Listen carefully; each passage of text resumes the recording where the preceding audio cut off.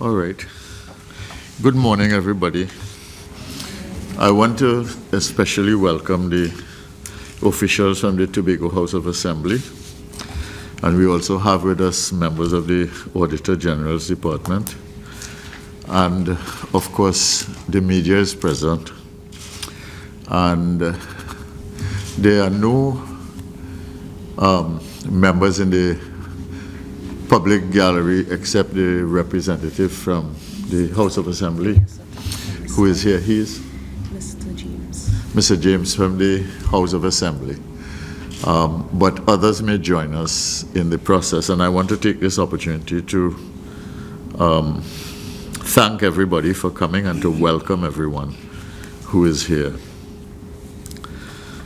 The purpose of this meeting of the Public Accounts Committee is to examine concerns that would have been raised in the audited financial statements of the Tobago House of Assembly, and in this particular instance for the period 2006 to 2007, and any issues that might have been raised in the report of the Auditor General and the public accounts of the Republic of Trinidad and Tobago for the financial year 2014 that are related to the Tobago House of Assembly.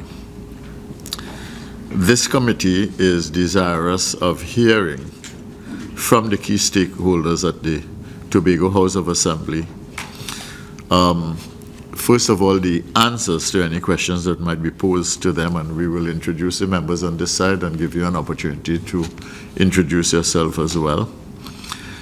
And we would be interested also to learn any of the challenges that you have as an assembly, as an institution, and to explore what might be some of the possible solutions to these challenges.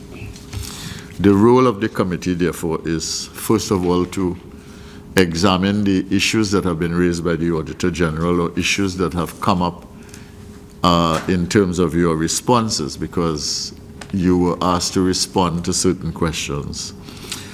And the second role, of course, is to help the House of Assembly to improve its delivery of services in an efficient, effective, and economic manner in keeping with value for money, accountability, transparency.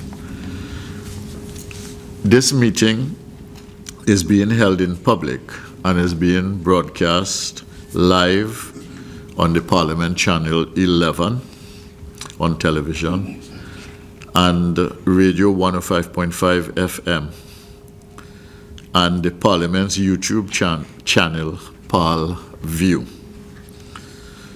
Viewers and listeners can participate by sending their comments related to today's engagement of the House of Assembly to PAL101 at ttparliament.org. PAL101 at ttparliament.org. Also on Facebook.com/ttparliament and Twitter at ttparliament. Now, before we begin, I think it would be good if members of the House of Assembly introduce themselves, and please take the opportunity to do that. Good. Thank you very much, Chairman Dr. Tiwari. My name is Raye. I'm the Chief Administrator of the Tobago House of Assembly, and with me are 5 other senior members of staff of the Tobago House of Assembly who have the primary responsibility for managing some of the financial affairs of the Tobago House of Assembly. So I'll ask them to introduce themselves. Good morning. I'm Dr. Butiari. My name is Petal Ann Roberts. I'm the Senior Financial Analyst at the Division of Finance and Enterprise Development. Good morning, Chairman Tiwari and members. I am Claire Davidson-Williams, and I am the Administrator for the Division of Finance and Enterprise Development. Good morning, Chairman Tiwari and other members. I am Shali Trim. I'm the Budget Analyst 4 in the Division of Finance and Enterprise Development of the Tobago House of Assembly. Good morning, Chairman and members. My name is Bobby Andrews. I'm the Planning Coordinator, Tobago House of Assembly. Good morning, Chairman and members of the Auditor General Department. Esther Pilgrim-Sones, Director of Finance. Okay, thank you very much. And I will ask members of the Auditor General's Department if they would introduce themselves, please. Good morning, Chairman and members. I am Gary Peters, Assistant Auditor General, and with me today is Denise Toby-Kwashi, Assistant Audit Director and Head of the Tobago Branch Office of the Auditor General's Department. Okay, thank you very much. And I'll take the opportunity to ask members to introduce themselves too. Okay. Good morning, Ayana Webster-Roy, member. Okay. Roger Samuel, member. And I'll ask the members of the Parliament to please do that. We don't do that? Okay. Well, then I think you know me, and I'm Chairman. My name is Bo Tiwari.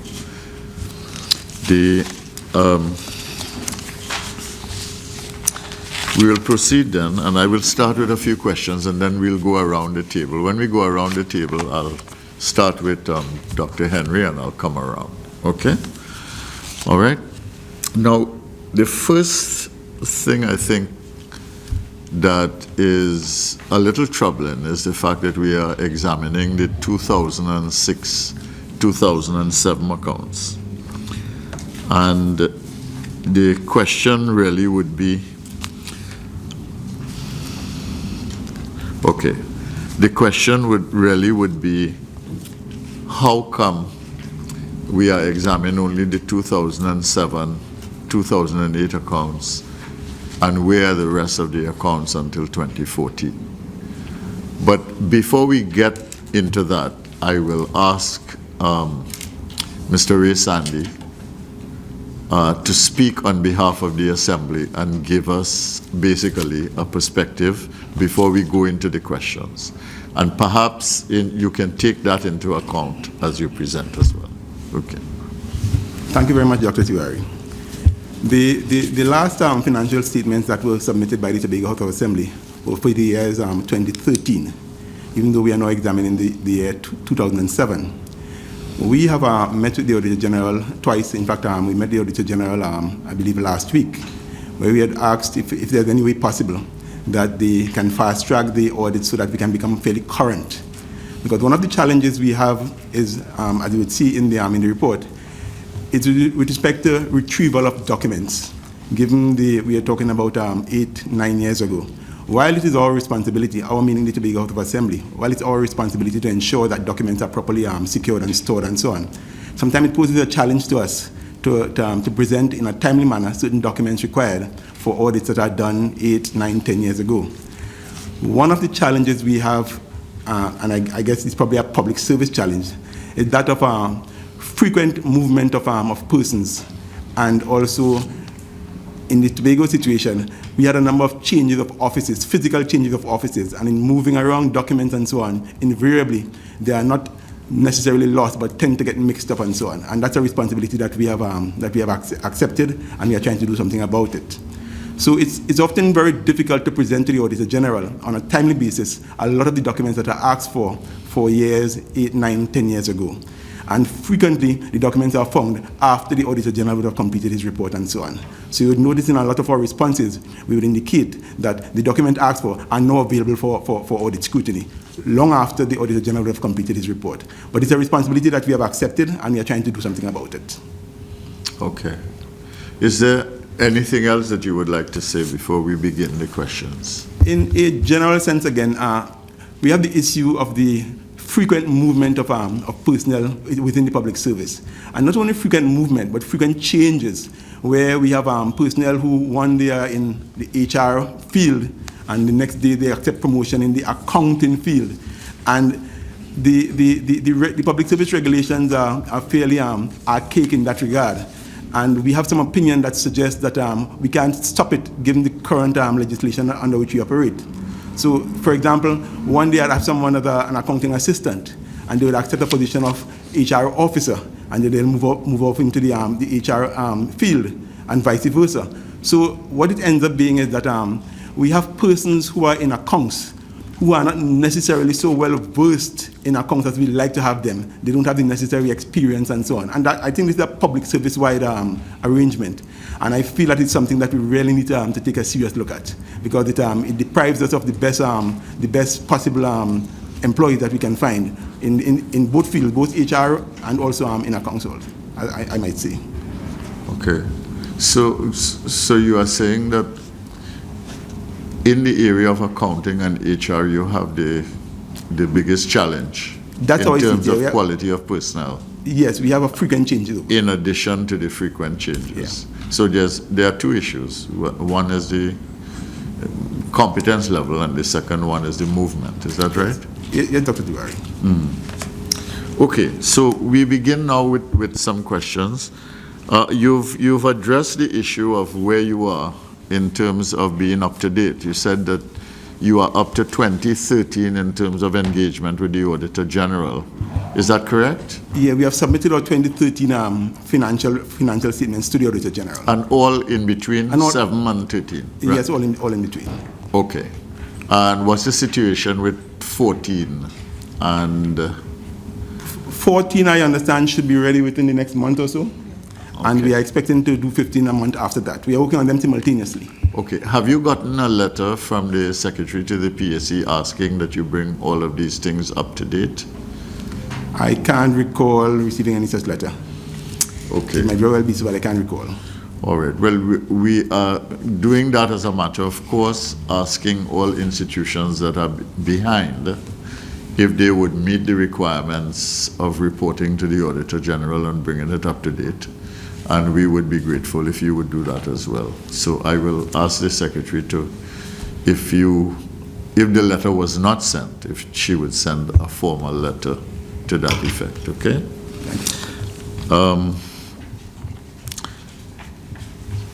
So you say that you will have in a month the 2014. Are you now structured in such a way, have you put the mechanisms in place to make sure that you can now meet the requirements as required every year? Well, we do have some challenges, but we are working with what we have, and the expectation is that within a month or so, 2014 should be ready to be forwarded to the Auditor General, and within a month after that, 2015 should be ready. Okay, but I mean going forward. I mean, are you going to, let's say you got 2014 out of the way, and eventually 2015. Let's say you finish that over the next 3 months. Are you then going to be able to handle 2016, 2017, etc.? Do you have the resources? Do you have the capacity? Or are you making arrangements for that? We have some resources, not all the resources we need, and we are making arrangements for getting to that ideal situation. All right then.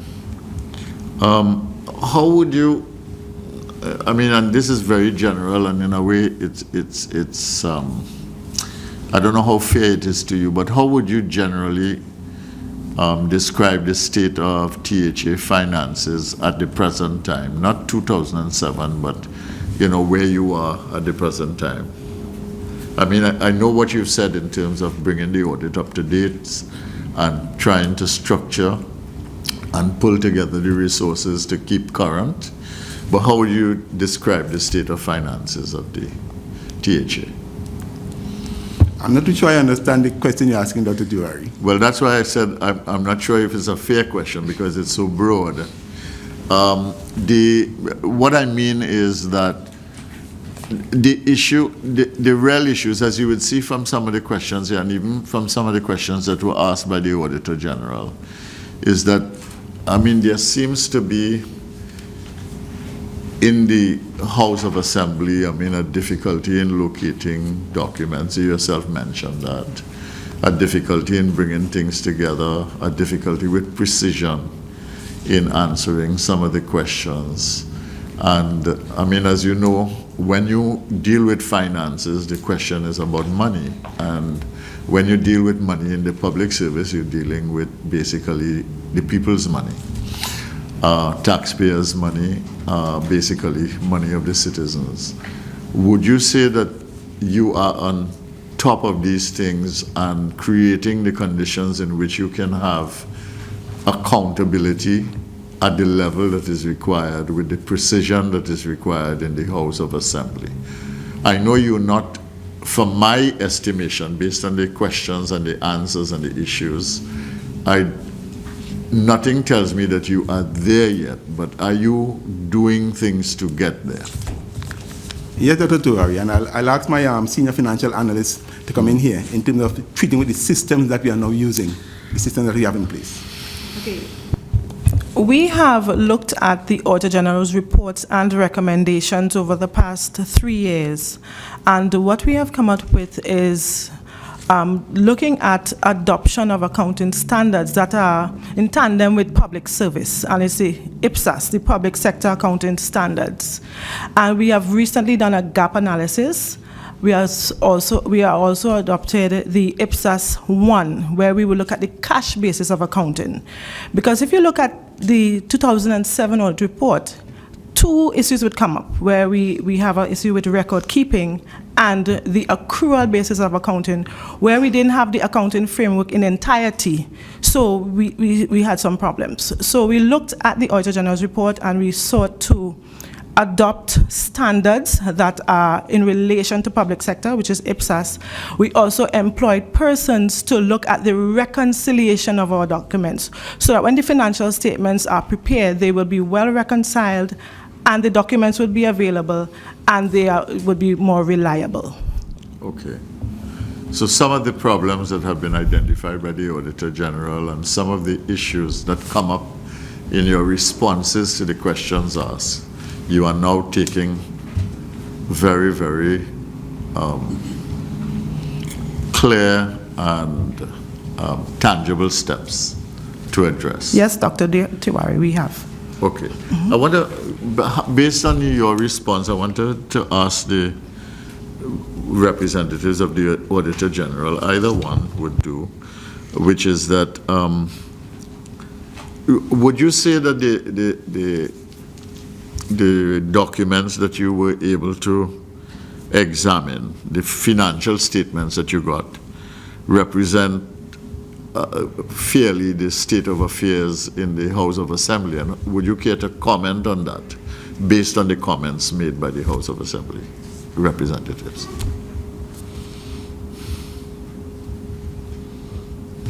Chairman, the comments we would have made on the old statements would have been based on the evidence we collected during the course of the audit.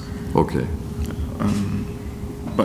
But based on what the THA representatives are saying, we look forward to auditing the more recent financial statements.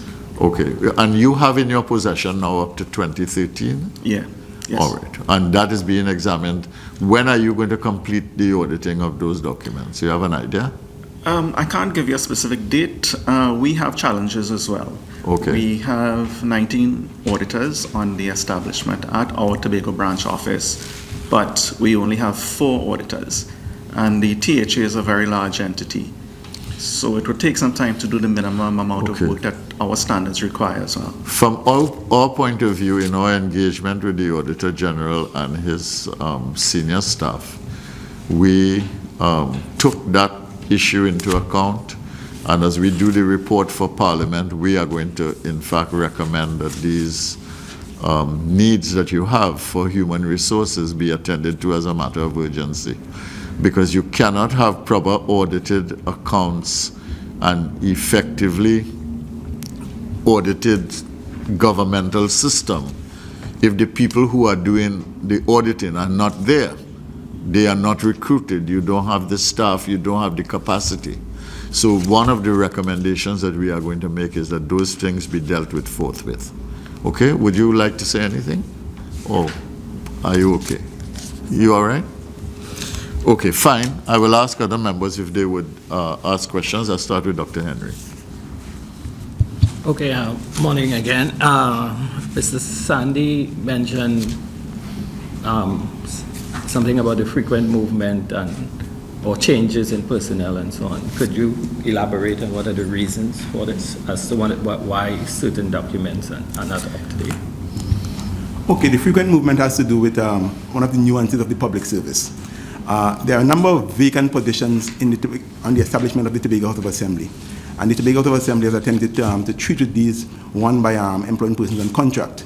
But on the public service side, we have a frequent movement of personnel through the system.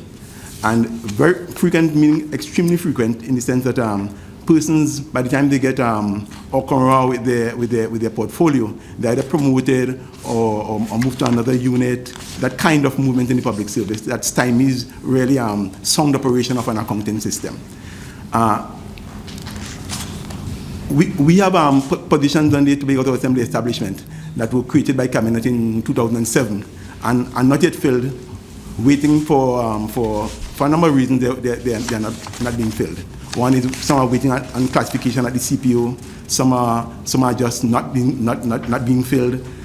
And we have the public service in the Tobago House of Assembly is stymied as a result of all of these nuances of the public service.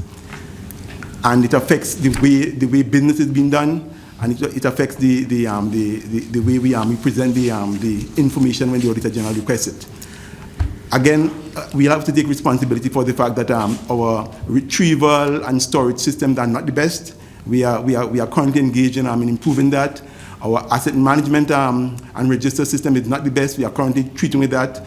We have engaged services of professionals in that regard, and I would say within the next 6 months to a year, we should be on top of the whole issue of asset management and record keeping and that kind of thing. So when you say the CPO, that the central CPO in Port of Spain, or is there what? No, we don't have a CPO in Tobago as yet. It is still the central CPO, which is the Chief Personnel Officer, who is the employer for the public service, So who sets terms and conditions. So the THA doesn't have direct control over? No, none at all.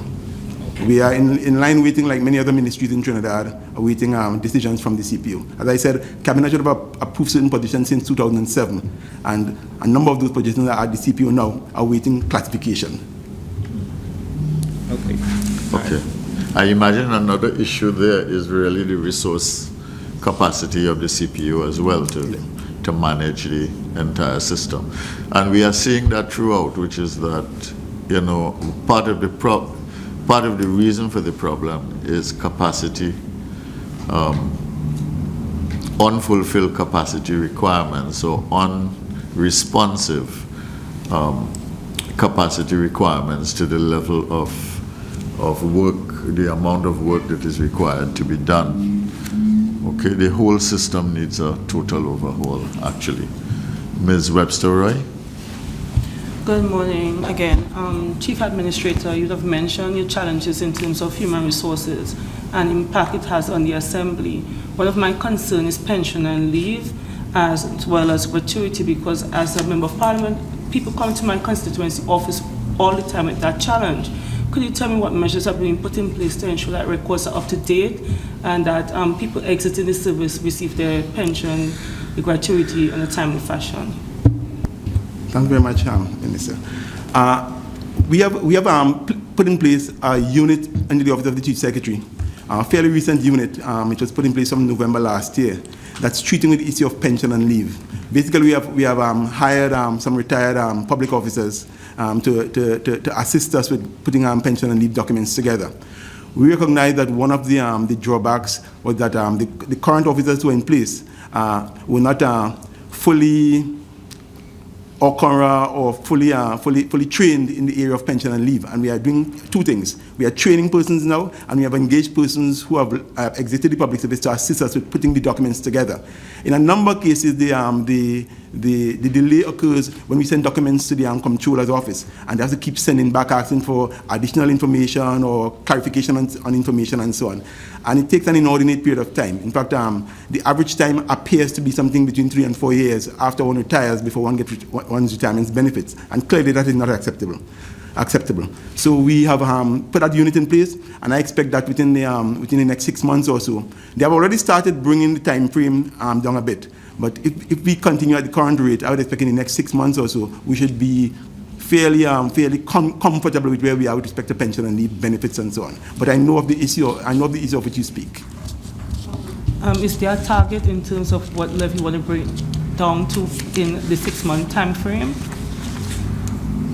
I would like to say pension and leave payment should be done within, say, 6 months after retirement, but that's a very tall order, and it will require quite a bit of work to get it down to that kind of level. One of the things is that we don't have full control over all the processes. I mean, when we send things down to comptroller, we are dependent on the comptroller performing their duties also in a timely manner. So in a number of cases, the fault doesn't entirely lie with the staff of the THA. Sometimes it's outside of the ambit of the THA staff. But in a number of instances, yes, we have sent documents down that were not complete, or we did not have the necessary records and so on to support what we would have sent down. My final question on that matter, is there constant dialogue with persons who are exiting to keep them up to date in terms of the status, so that they could have at least a peace of mind and some comfort knowing that the process is actually in train? I'm afraid no, in the sense that we don't call, they call us. And that's something that we have to treat with.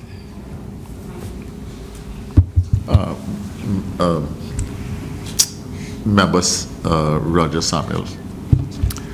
Good morning. Based on the fact that we only have before us your 2007 report, it has placed this committee in a predicament, because we have you before us in 2016 with no substantial information between 2007 and 2016. And the questions that are being asked will be based on what we have before us. What I have before me and the flaws in the report would suggest, based on that period, that there is a management problem. Who vets all of these documents at the end of the day? That there is a serious management problem, and not necessarily incompetencies with staff, but who oversees these things. And I would like to know what has been done with regards to the training of management, so that they can be far more effective as they vet the work of the staff that is being put together for audit. That is what I'm concerned about.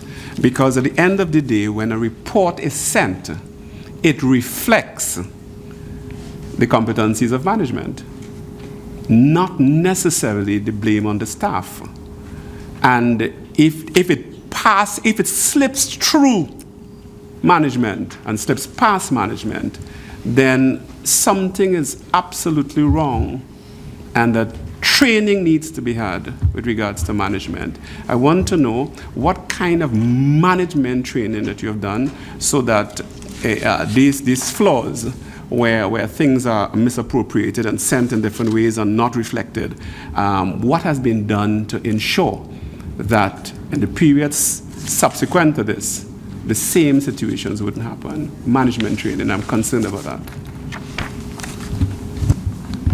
Thank you very much, Dr. Samuel. And first, let me agree with you about the issue of the responsibility of management. And I hope I didn't give the impression that we are blaming the line staff for the deficiencies in our reports.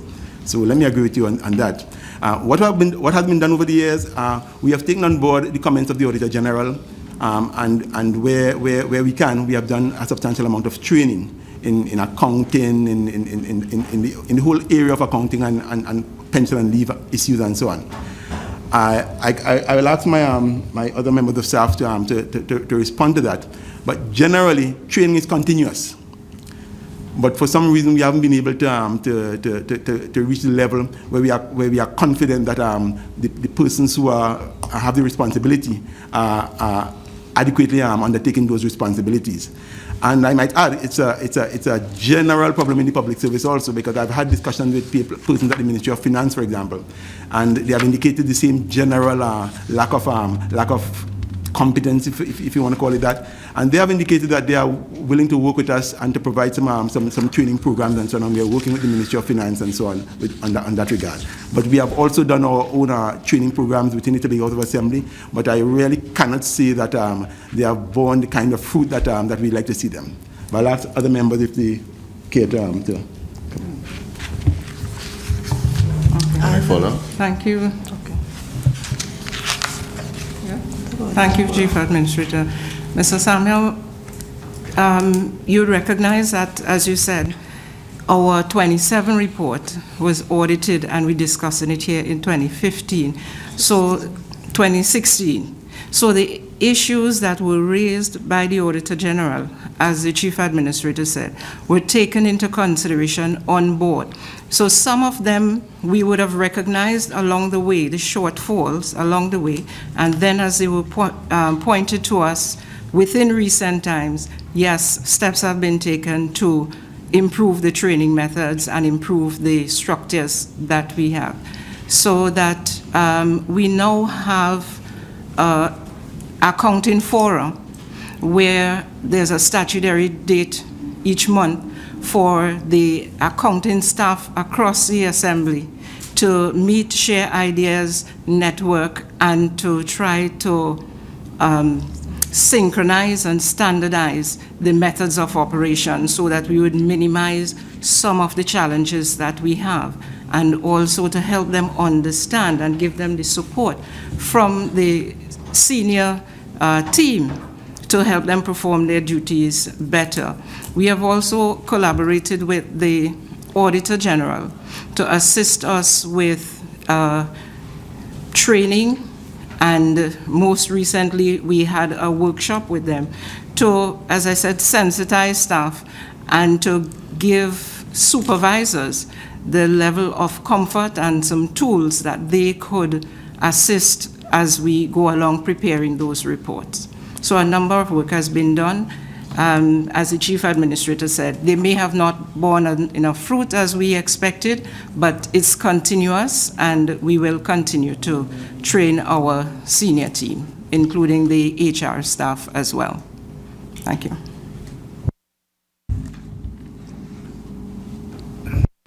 To add to what the Administrator said, part of the functions of the accounting forum, because we have senior officers, and the accounting stream is to take responsibility for their functions and for the information to filter down to those they supervise, because we discuss common issues and look for common solutions within the regulations to produce results. In the 2007 report, there's an area in the report that deals with loans,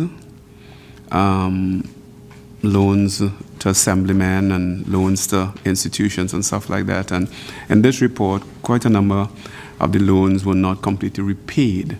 What is the situation with those loans from 2007? Have they all been repaid completely by 2016? If not, why? And what have you been doing to deal with it? Mr. Samuel, that has been a concern for us. In assuming duty at the Division of Finance last year, June, and looking at the different reports, we would have recognized that it's a major shortfall for us, and there has been very little follow-up action with regard to that. So within the last month or so, efforts have been made to look at the balances, determine the persons who would have been negligent, and we have prepared correspondence with letters of indebtedness issued to those persons in an effort to recover the funds outstanding. Follow up again. Can you tell me, or tell the committee, that the loans to assemblymen and contracted officers, what quantum of those loans that are still outstanding?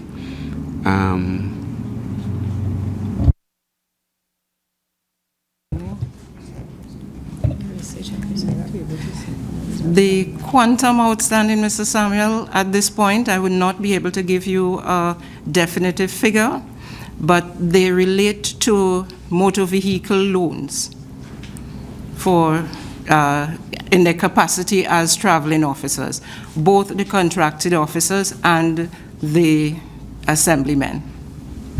And when And if these assemblymen and contracted officers demit office and there's some kind of gratuity to them, is that taken into account that they are owing and that something must be done to deal with it?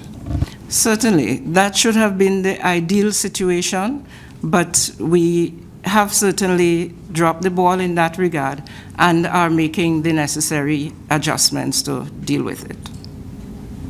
And I'm certain there might be more between 2007 and 2016. So there's a lot to happen, because if you dropped the ball in 2007, I hope you didn't drop the ball in 2008, 9, 10, 11, 12, 13, 14, 15, 16. Well, definitely, sir. The backlog that you're seeing on the books is what is there currently, and those moving forward, we are paying attention because, we will make efforts to recover.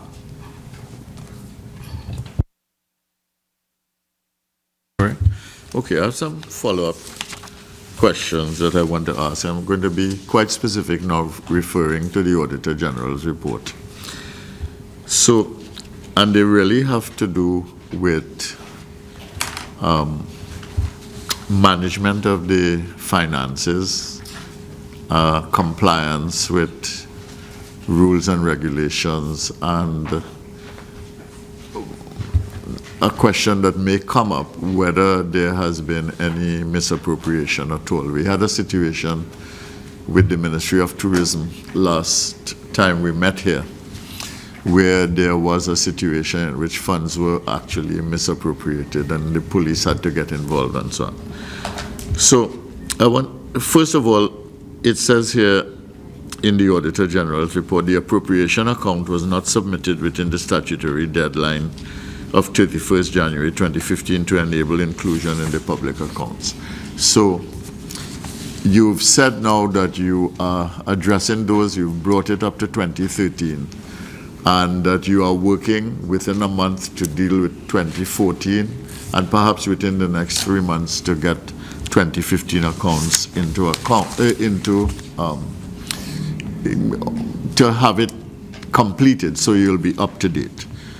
But in 2.71 of the Auditor General's report under the House of Assembly, it says that a difference of 59,348,310.48 was noted between the account of 2.095,932,197 disclosed as current transfers to statutory bodies, and the balance of 2.036,583,886.52 shown in the vote book. In other words, there was a discrepancy of $59 million between the vote book and the current transfers to the statutory bodies. And the Auditor General says over expenditure of $41,211,632.50 was disclosed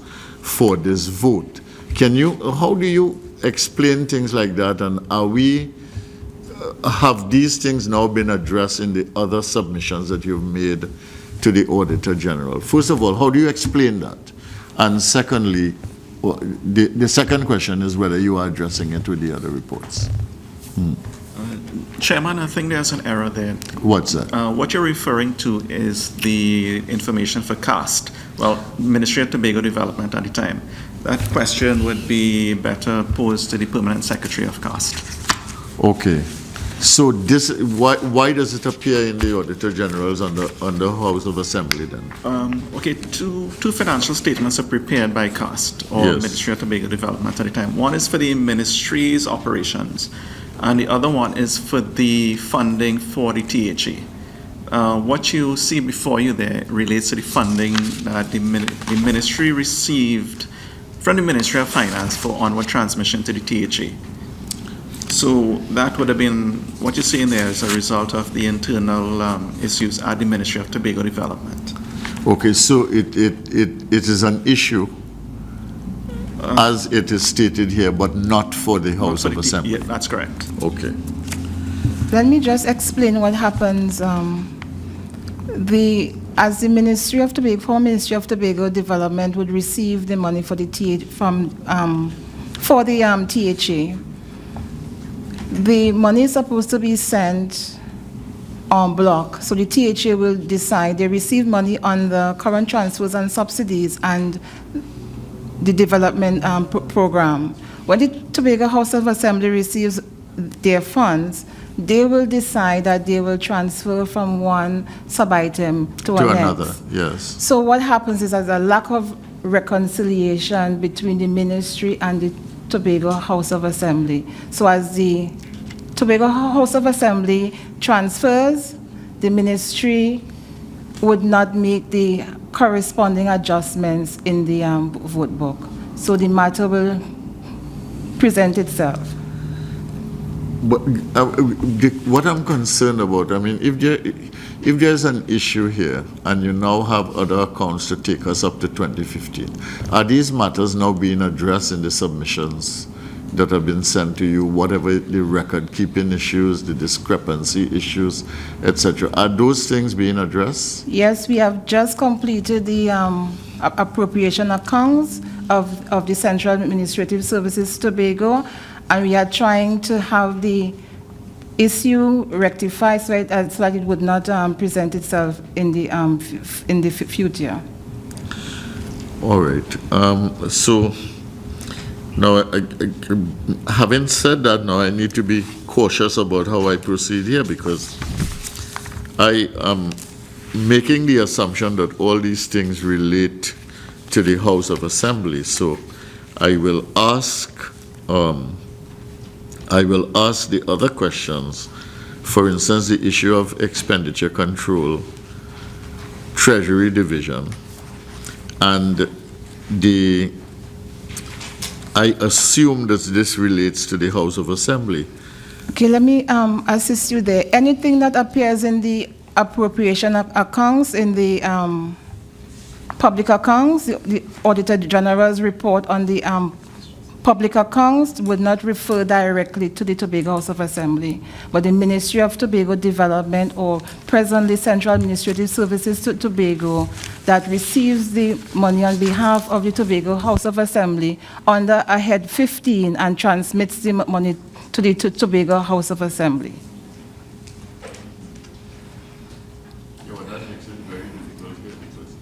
That makes it very difficult here, because the heading is 15, House of Assembly. Yes, that's the heading, 15 Tobago House of Assembly. So are you saying in the Auditor General's report, the only issue on the House of Assembly is what you have here, which are 2 paragraphs?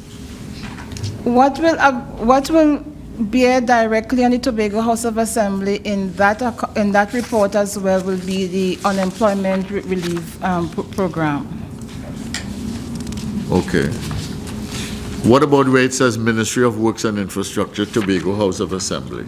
They manage the unemployment relief program. Okay.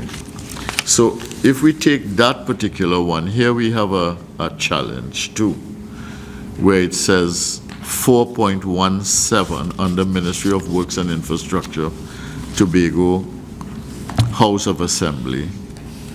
The Auditor General says he has no evidence of the appointment of the administering officer.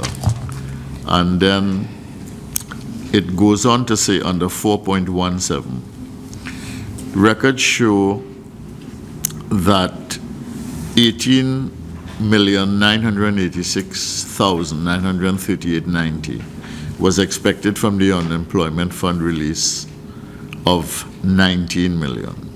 Further expenditure on the unemployment relief amounting to $49,416,337 were funded by releases from the contingencies account of the Tobago House of Assembly. This contravenes the Tobago House of Assembly Financial Rule number 34, which stipulates that money shall not be withdrawn from the contingencies account other than for the purposes of meeting urgent or unforeseen expenditure. Can you explain this, and can you help us to understand it? What is going on here? on balances that were not used in a particular year and not remitted to the consolidated fund. They are sent to the THA, retain those monies. Contingencies. In a contingency fund. And the way we understand it, and we think the law supports us, is that monies in that fund are to be used for unforeseen expenditure and for capital expenditure. So as far as the URP vote goes, we receive some funding from the Ministry of Works, and to supplement that funding, we utilize funds from the fund account of the THA, from the contingency fund. Did you violate the rule? Did you do it knowingly, or did you feel that you were just trying to meet a need, or what? No, we did not violate the rules. We consider it says for capital expenditure, which is the development program, which is where URP falls. So those monies are used to support capital expenditure in Tobago, which means building of drains and other improvements and so on the island. And URP is used to do that work. So the funds are for development work, and URP does the development work in Tobago. Okay. So in that context that the funds are used. Can the Auditor General explain, or the Auditor General's office explain his comment then? Well, Chairman, I think it's a question of interpretation of the rule. What is your interpretation? Well, at the time, it didn't strike us as being unforeseen. All right. Yeah. So from your point of view, this was not an unforeseen... Yeah, while there would have been some capital expenditure portions, not all of it would have been for capital expenditure. So that's the angle we looked at it. Okay. Certainly, it could be a platform for further discussions between the Auditor General and THA. Well, I mean, have you had those discussions over the 2013, the accounts up to 2013, and have you taken those things into account?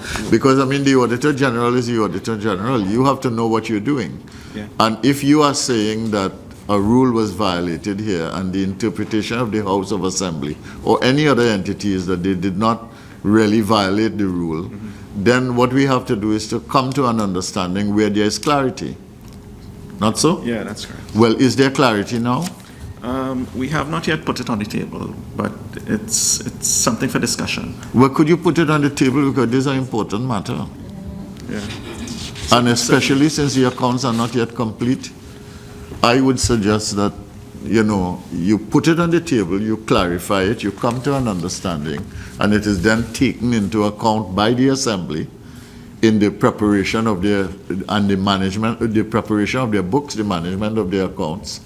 But more than that, the Auditor General uses that as the measure by which he makes the interpretation when they report. Do you feel that that is fair? Yes. Yes, okay. All right then. We had one member join us during the course of the proceedings. I would ask her if she's ready to ask any questions. Or we could make... Are you ready? Yeah, go ahead. And ask a question. Go ahead. But I'm going to be very general, because we're very happy to have the THA here, and there's some concerns as to their role currently coming forward. I know that you would have had a strategic plan that going forward. This is from 2013, and I'm concerned about whether or not there is a strategic plan that you had then holds water now, especially with the turn of the tide economically. And I preface this because the country is depending on you so much economically to promote tourism on behalf of the Twin Island state. And so the call then is to definitely get your policy right, if that your policy must be effective and efficient, and it must be economical. But so going back, does the policy which you have still hold water?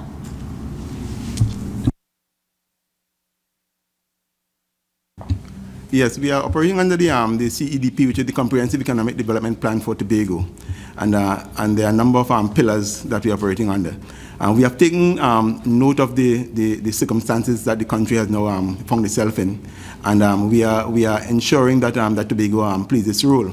So much so that we have reviewed all of our programs for the current year, and we have determined and made a decision on those programs that we are not going to go forward with, given the reduced finances of the country. We are concentrating on those elements of the plan that treats with the issue of foreign exchange earning tourism being one of them, as you indicated, and other aspects of the plan. So we are tweaking the plan to suit the current circumstances. Just to add, the plan comes to end in 2017, so therefore it also is at the stage of we are looking at evaluation of the plan to look at how we move forward. We have also solicited assistance from the UN family to assist in that regard through perhaps UN volunteers in public policy evaluation. But then also in terms of looking at the development program, how do we address priorities and to identify which areas will be suppressed and what level of savings we could realize in an effort to streamline and customize into the areas that would support economic resilience. Okay, Senator Samuels. If you have questions, you can follow. Based on a response from a written question with regards to the policy for all supporting documents and records of transactions to be available for auditing, your reply was that there is no documented policy for all supporting documents and records of transactions to be available for auditing, but it is the responsibility of the THA to ensure that all relevant documents are available for audit scrutiny. You further said a liaison officer is appointed in each division to oversee the retrieval and presentation of accounting records requested by the Auditor General. I have two questions. What are the roles of and functions of the liaison officers, accounting officers, and accounting executives? And after you answer that, I will ask the second question.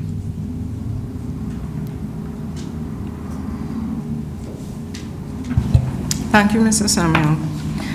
The role of the accounting monitoring officers would be to visit the different divisions. We've assigned them. They reside with the Division of Finance as the oversight agency for Division for Finance.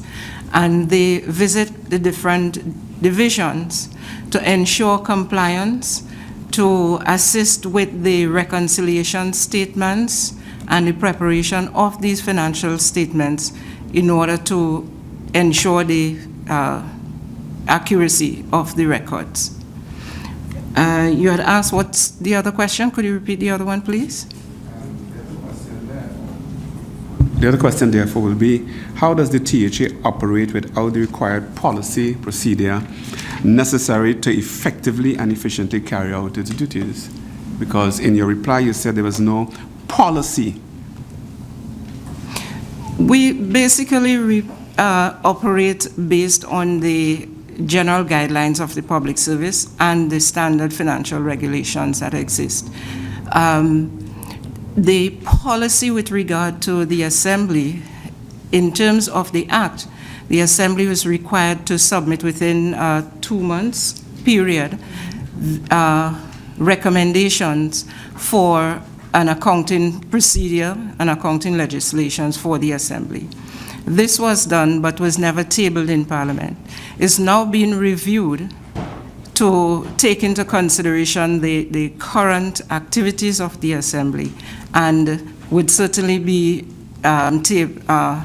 presented again to the new cabinet. Follow-up question, but then how do you assess the effectiveness of your liaison officers to ensure that they are fulfilling their requirements and meeting the demands of the THA? Now we can look at the current presentations that have been made by the divisions to assess whether the activities that have been taking place are really in keeping with the accounting regulations to minimize the level of questions and the level of discrepancies that may have been identified by the Auditor General. And if in that same frame, you find there are a lot of incompetencies, as Mr. Sandy would have said, what's the approach to dealing with that? Because if there are incompetencies and it cannot be fixed, how do you attend to such situations to make the job better? I wouldn't say it cannot be fixed, because therein lies our continuous efforts to train and retrain. But certainly, we recognize overall, as Mr. Sandy mentioned, the movement of staff, and we've really taken efforts to streamline, not streamline, but to keep the different functional areas together in terms of those forum, the HR, the accounting forum, so that a level of consistency is developed when we produce these reports. And certainly, if you want to look for tangible change, I think we can look towards the 2013, 2014, 2015 statements and recognize that there has been significant change from what has been done before. Ms. Webster, you have any questions? Chief Administrator, going back to the Comprehensive Economic Development Plan and the ability of the various divisions to align their programs and projects to the CDP, how successful has that been, and what mechanisms are in place to ensure that divisions actually align their work program to what is stated in the Comprehensive Economic Development Plan? I'll start by saying an effort has been made to have the divisions align themselves with the plan through the setting up of the CDP Secretariat and the various outreach programs that they have with each division. But I'll ask Mr. Andrews here to treat with the more substantial issue of that alignment. Yes, the CDP Secretariat would have done a number of outreach to all the various divisions of the Assembly. And one of the key things that they would have done is to ensure, as in the CDP, that each division has its project implementing unit. One of the pre-requirements for effecting the actual list of projects that are supposed to be completed. They would have also done a number of work in SPA1, which is Branding Tobago Clean, Green, Safe, and Serene. From the planning department, what we would have done the actual alignment of all the projects on the development program, which is really what we have aligned the THS development program to the CDP. We didn't wait for the divisions to do it, we did it. So it is there, and it has pointed us to some areas where we can get some efficiencies in the area of infrastructure construction, because it shows that there's a fairly large proportion of our development program directed towards infrastructure. So we need to be able to close those off through the training in project cycle management and so on, so that we could get to focus on the social areas that are more important. Once infrastructure is complete, we have to look at the demand side. Right? But the alignment with the CDP showed us that very, very clearly. Another question for Mr. Andrews, planning. We have the CDP and we have divisions aligning themselves to the different priority areas. Tell me what work has planning done to evaluate whether or not there's actual social benefit coming out from the various work programs from the different divisions. How is Tobago changing? How is life being impacted? If you measure it, if you do monitoring and evaluation to measure. Well, the evaluation side would normally take place once a project is completed, which is upon completion, we want to evaluate impact or outcome.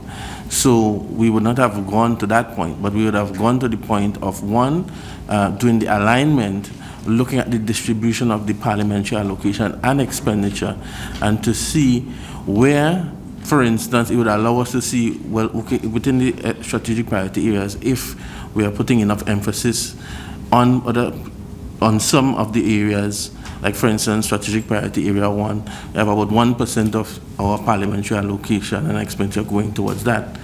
The only challenge there is that some of that expenditure is covered under recurrent, but it tells us that we need to do more in that area. So that's the stage where we are at, where we could clearly see if we do certain things differently, we can free up more money to do the things that would impact greater by addressing infrastructure and the hard stuff, get those out of the way so that we could redistribute funds in the areas that would like to impact people's lives, quality of life. Yeah, there are some problematic issues that came up here, Under Ministry of Works, Infrastructure, Tobago House of Assembly, again, the issue of internal control. You've raised the issue of a fairly lax kind of managerial control has been raised. The issue of policy clarity has been raised. But under internal control here, differences totaling 428,093.18 were noted between the vote book and the subsidiary ledger cards. And then 419, the cash book balance of 393,751.58 used on the unsigned bank reconciliation statement provided differed from the actual balance of 188,965.24 shown on the cash book. In addition, a list of unpaid checks was not presented. There was no evidence of internal audit check on the records examined. What is the situation here? Now, internal audit is a problem in other ministries. I don't want to pretend that it's only a challenge in the House of Assembly. So I'm asking you the question, what is happening here? And given that you have a number of unaudited accounts which are now engaging discussion between yourself and the Auditor General, what is happening with internal control? Because you have a lot of discrepancies. They look bad. I suspect that there are explanations, but they look bad when you see them on paper. Okay, can you explain? Yes, Dr. Tiwari. We have taken some decisions in the last 3 or 4 months that will impact on the way internal audit operates in the Tobago House of Assembly. Prior to that arrangement, we had all internal audit staff under the office of the Chief Secretary, and they will go to the various units and do spot checks, basically. The staff is very limited. So the Executive Council of the Tobago House of Assembly has taken a decision that each division of the Tobago House of Assembly is to set up an internal audit unit within the division. So you're going to manage each account? Yes, so that each division would have their staff to do their internal audit on a continuing basis. Where that is currently that we are waiting a recommendation from our management services unit as to the staff structure for each division, and then we'll go out. Basically, these are going to be persons employed on contract, because the public service complement of internal audit is very small in Tobago. Okay. So we are going to go by way of contract, and we're hoping to get those positions established, advertised, filled, and so on in the next 2 or 3 months. But these issues here that were flagged by the Auditor General, have they been reconciled? I mean, to his satisfaction, have you dealt with that? Dr. Tiwari, we spoke about the account monitoring officers under the Division of Finance. This is one of their roles. Okay. We have realized we have accounting documentation have not been reconciled. Vote book, subsidiary ledger cards.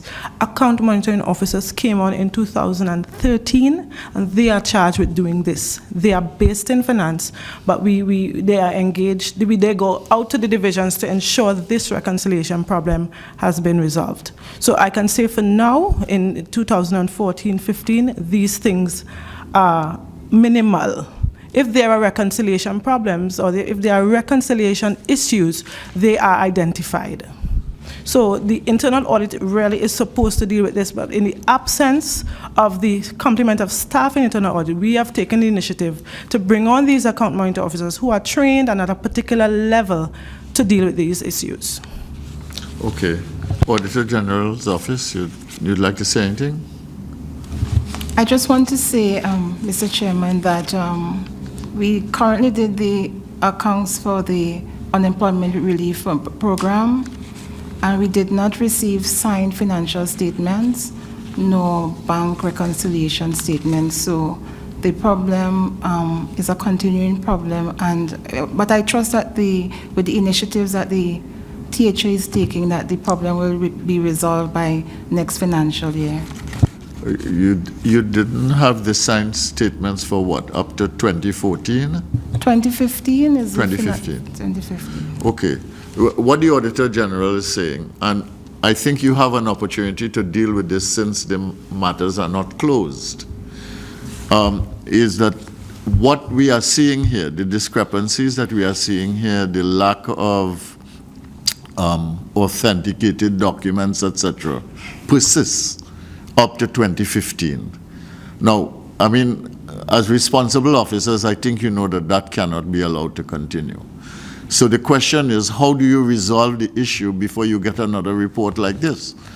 And I think it is a kind of mutual responsibility on the part of the Auditor General to insist that they get the proper documents which allow them to monitor expenditure properly.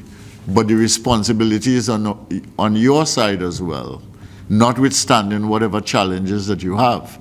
The responsibility is on your side to make sure that you can get the documents that are required, authenticate them, make sure that the books are properly done, that the reconciliation is properly done, or else what something like this does is basically show a very, very sloppy management of the financial system of the House of Assembly.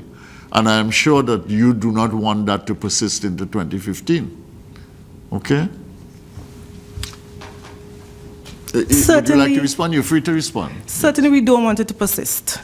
I am aware of the situation where the financial statement was signed. I spoke to the person responsible, and we have assigned one of our account monitor officers permanently at the Division of Infrastructure and Public Utilities to deal with the problem.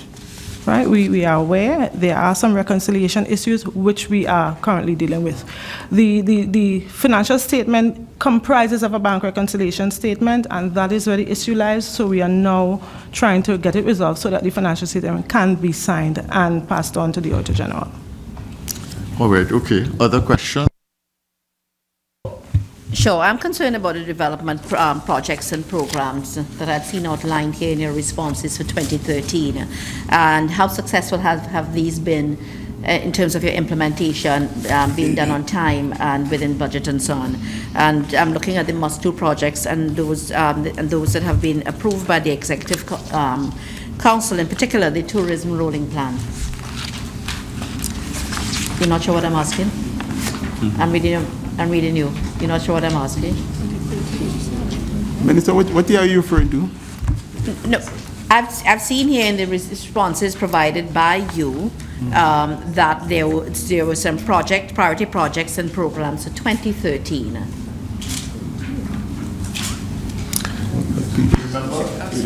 Remember some questions were sent to you by the clerk to this committee based on the Auditor General's report, and you responded with some answers. That is the document that the member Paula Gopi Schoon is referring to. You don't have it in front of you?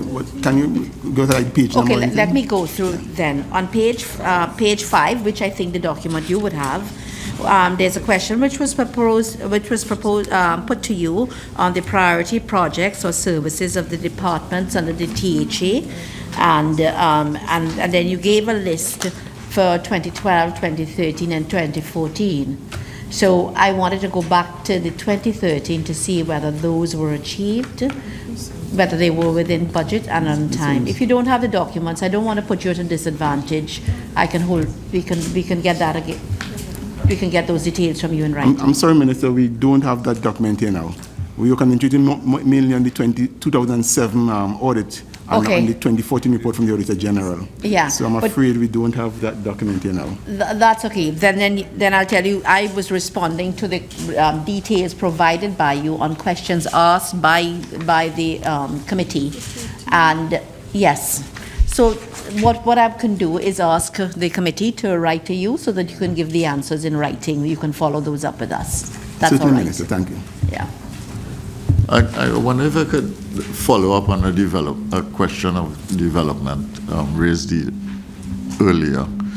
You have a 2013 to 2017 plan, and you said that you're going to review now the situation up to now, and in the context of a very changed financial circumstance in the country, to look at the rest of the plan up to 2017, and perhaps even further. You may think of it as a kind of rolling plan. But in the things that you set out to do in 2013 to 2014, have you achieved these things to your satisfaction? There are some areas, yes, the CDP Secretariat would have done quite a bit of work, especially in the first strategic priority area, which is branding Tobago, clean, green, safe, and serene. They would have done quite a number of things. They would have ensured the establishment of the project implementing units. We would have done the alignment, and we are looking at how we can strategically effectively address and move around funding based on what this alignment to the strategic priority shows up. Some of the projects, the major projects, have not started, like for instance the university in Tobago and so on. But the other areas that are not of such a large capital component that deals with the education, I know that there's a number of things done in that area that I could clearly see. If you wish, I could at a later time compile something for the Parliament. No, but let's say 2013 to 15, let's say end of 15, we're in the middle of the week in second quarter of 2016 now. Between 2013 and 15, what would be some of the major things that you intended to do that you have actually done? Well, as I indicated, the Secretariat would have at least gone ahead. They would have done the tendering. They would have gotten the work done for the SPA1. They would have assisted all the divisions in getting their project implementing units up. We would have assisted also with the changes in the procurement system. We would have also done the alignment. But in terms of the actual divisions and the specific elements aligned to each division, I wouldn't be able to tell you off the top of my head for each division and link them back to each strategic priority area. But it could be done as a separate exercise. Okay. Other questions? Anyone?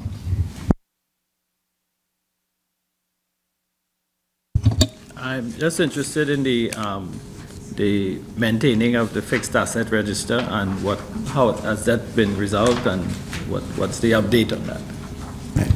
The update is that we have engaged a third party to assist us in putting into effect a modern asset management system.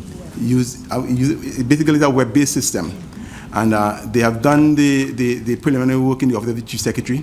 So that we would have been used as the guinea pig, so to speak.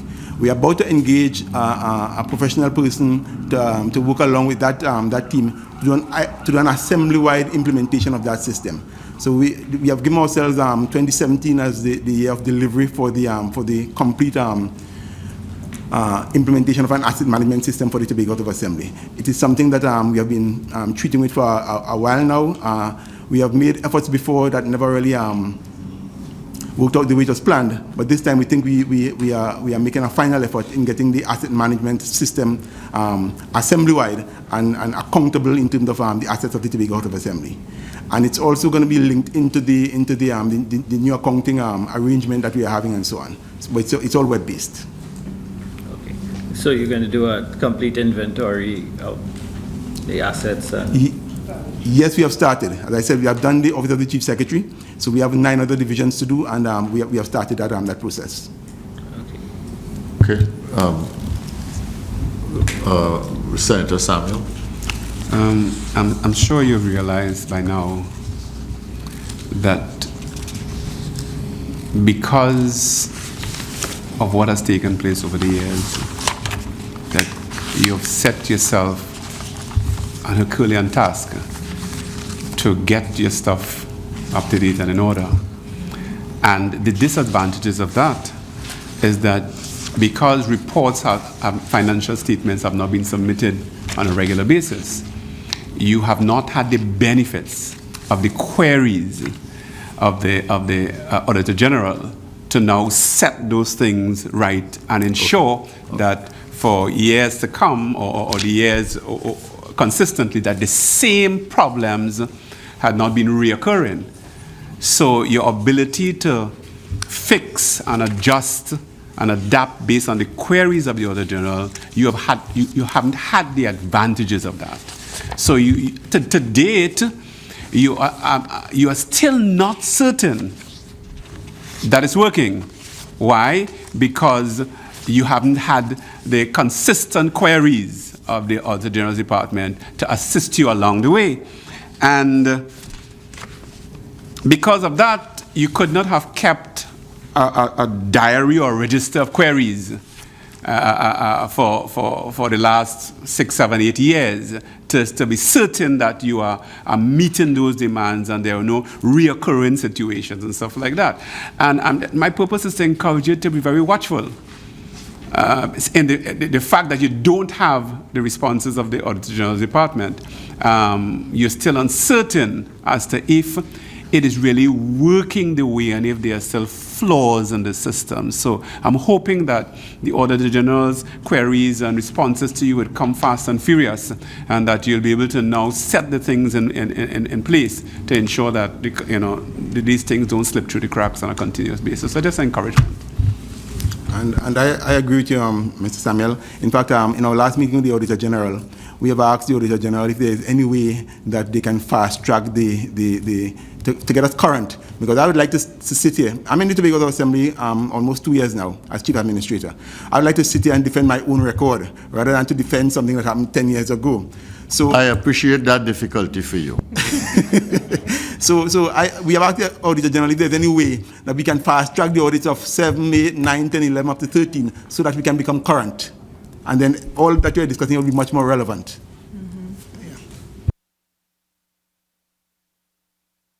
Go ahead. I know an issue that is current and consistent is the late settlement of invoices to suppliers. Could you please tell me what mechanisms have been put in place to ensure we have timely payment of invoices? Well, our standard is that all invoices should be paid within 10 working days. That's the standard that the Tobago House of Assembly has set. And we are working towards that. We have some instances where the invoices are not sent on time. When I say on time, I mean the business persons would hold the invoices and submit them sometimes 3 or 4 months late, and then quarrel that they didn't get paid for 3 or 4 months. So we are working with the business persons on that. In fact, we are about to write all the business interests in Trinidad and Tobago that have outstanding purchase invoices from the Tobago House of Assembly, and give them a deadline date in which to submit those invoices so that we can settle them and so on. But we are working towards that 10 working day deadline, and we're hoping to get there very soon. But that intention is to pay all suppliers within 10 working days. Let me just commend you on that 10 working days, and I'll follow up to ensure that you keep that. Thank you.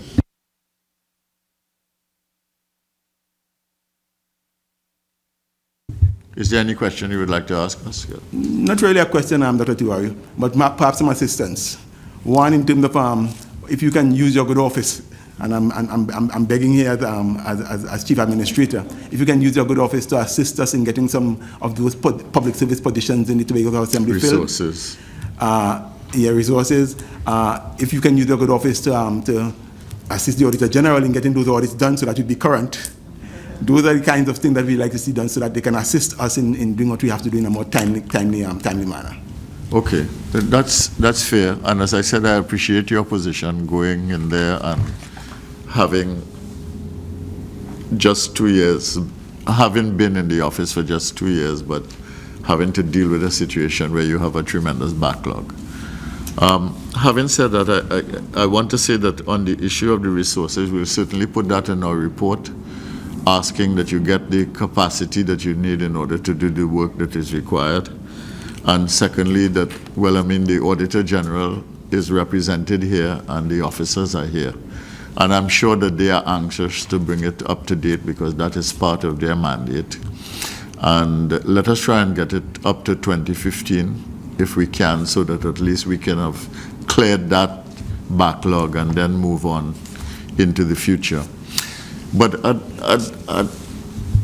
I'd like to say something though which is important. I mean, when you look at the issues that have come up here, and you probe the fact that you have audits still to come in which you are engaged and which you are two of them to be submitted to the Auditor General, and you have uncertainty about whether some of these issues have been finally resolved, you end up with certain things that cannot be ignored. I mean, the absence of documentation, which is a real problem. The lack of reconciliation of some of the accounts, and therefore the differences in the various ledgers of accounting, all right? The record keeping, which is not up to date and difficult to determine the accuracy of because of the discrepancies. The internal controls, which are weak. The execution of projects, the managerial oversight, which, I mean, you yourself flagged as an issue by pointing out that you could not really blame only the line officers. And then the policy clarity which you need in order to have all of these things cohere in a certain way. And I think these are very, very important things that you need to address. I mean, the House of Assembly gets over 4% of the budget of the country, and it administers an entire island, which you might say, I mean, it's not half in size, but it's certainly half of Trinidad and Tobago in that sense, because we govern two islands as part of the nation state. And when you think of that, and you think of the fact that you are servicing 60,000 people who are citizens approximately, but you also servicing large numbers of people who come to the island to visit and on whom you depend for your economic development, then the business of managing the House of Assembly and the authority that it has to govern the island is really important. And the financial accountability for that, from my point of view, is very critical. And if we can get past the situation we are in now, where we can have all the accounts up to date, and we can get the resources that are required, and we can manage the accounts a lot better, more effectively, I think you'll have a lot happier people, both in Tobago, and certainly the Auditor General would be much happier. I would certainly be much happier, and whoever else happens to be in my role at some time in the future. It is important to get that right, you know, and I have no doubt as Chief Executive Officer of the House of Assembly that you would get down to the task. I know that you are a committed person, a committed national, and that you'll get down to the task. And I ask you, please, let's clean up what exists now, and let's move forward in a very, very constructive way to govern the island of Tobago as the House of Assembly is mandated to do, under conditions of transparency, accountability, value for money, and to the satisfaction of the citizens. Is a very important thing. Okay? Thank you all very, very much for coming here today. Thank you, members, for the questions. I want to thank again the media for being present. I want to thank those members of the public gallery who are here. There is something that does not relate to the House of Assembly, but relates to the Public Accounts Committee, which is that when we examine the 2014 accounts in relation, for the whole country, in relation to the Auditor General, and we had the Auditor General here, the issue of the central bank borrowings by the government was raised, and that elicited certain responses both from the Auditor General and from members of this committee. And I want to indicate that we have since, as a committee, written to the central bank on this matter, and they have responded to all the questions that we have asked, And on the next occasion when we meet, which is what day?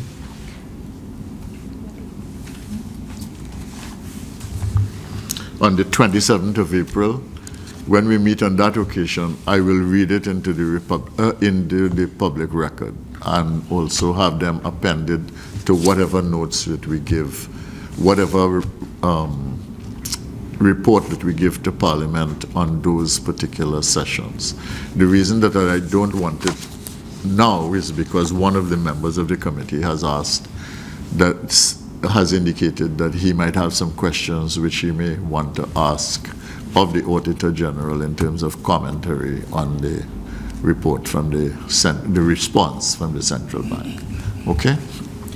I want to thank you again for coming, and we will close this meeting at this point. Huh? Yeah, we will now close this meeting. We'll suspend the meeting, and then our committee will have a brief meeting as we go forward.